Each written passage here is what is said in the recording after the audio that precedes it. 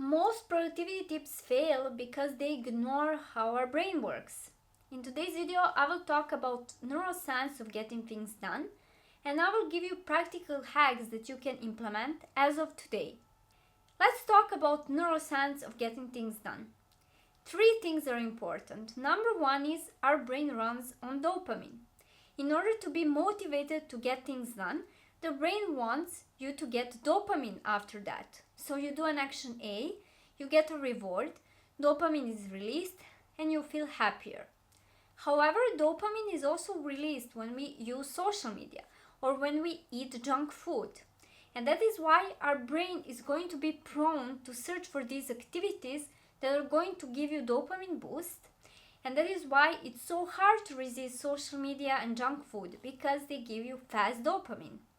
Number 2 is the prefrontal cortex. Prefrontal cortex is a part of our brain that is in charge of focus and decision making. However, most people don't know is that prefrontal cortex will get tired after around 1.5 hours. And if you try to push past those 1.5 hours, when you're just basically wasting time and you cannot focus. And number 3 is the amygdala and the stress response. When we have a task in front of us that is too big and it looks difficult, the brain is going to see that task as a threat. Amygdala is going to get activated. Basically, your brain is going to prepare you for fight or flight and not for working. When amygdala gets activated as a stress response, it's going to inhibit prefrontal cortex. And we said prefrontal cortex is in charge of focus. So that is why when you have a big and stressful task in front of you, you procrastinate and you can't focus because prefrontal cortex is inhibited. Here are some of the things that you can do as of today. First of all is chunking this big scary task into smaller ones. In that way, you're not going to trigger a stress response in your brain and you will be able to focus.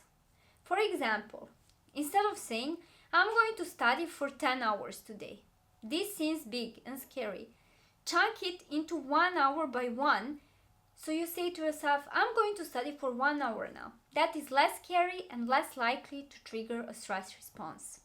Number 2 is intentional implementation. Know when, where, and what you would be doing.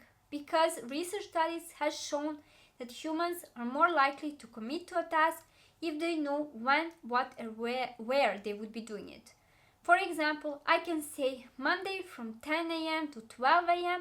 I'm going to study French and I'm going to do it at the library. So I have when, where, and what in my calendar, and that is when I'm more likely to commit to it.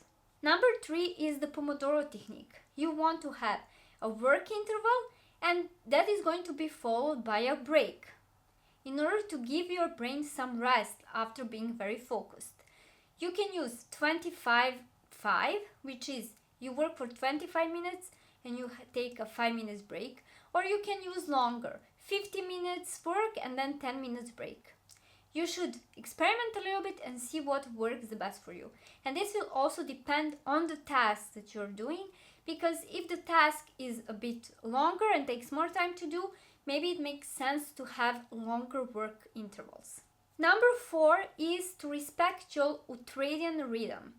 Research studies have shown that our brain can be highly focused for 1.5 hours, after which the focus significantly drops. If you try to push past those 1.5 hours, you're basically wasting your time and you're not being efficient.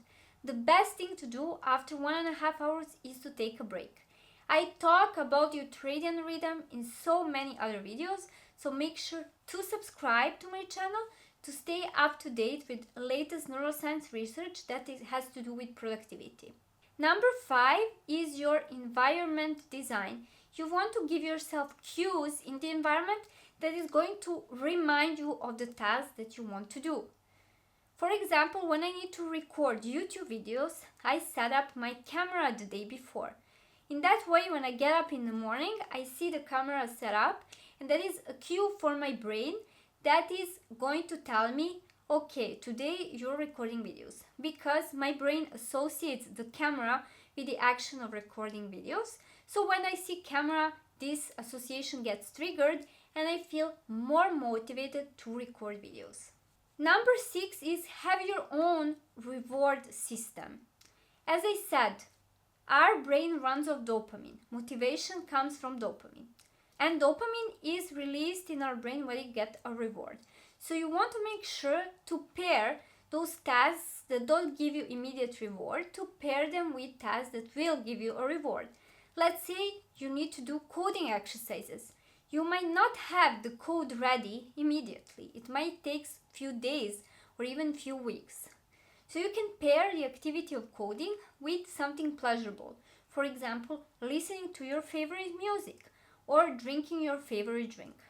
I hope you understood now that the procrastination and focus have nothing to do with your personality, but it has more to do about neuroscience.